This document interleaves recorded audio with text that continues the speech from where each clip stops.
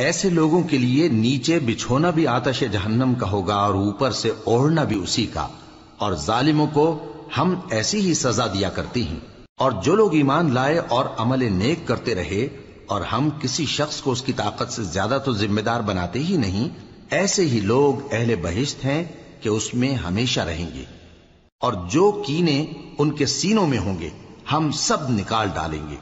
ان کے محلوں کے نیچے نہریں بہ رہی ہوں گی، اور کہیں گے کہ اللہ کا شکر ہے جس نے ہم کو یہاں کا رستہ دکھایا، اور اگر اللہ ہم کو رستہ نہ دکھاتا تو ہم رستہ نہ پا سکتے۔ بے شک ہمارے پروردگار کے رسول حق بات لے کر آئے تھے، اور اس روز منادی کر دی جائے گی کہ تم ان اعمال کے صلے میں جو دنیا میں کرتے تھے اس بہشت کے مالک بنا دیے گئے ہو۔ اور اہل بہشت دوزخیوں سے پکار کر کہیں گے کہ جو وعدہ ہمارے پروردگار نے ہم سے کیا تھا ہم نے تو اسے سچا پا لیا۔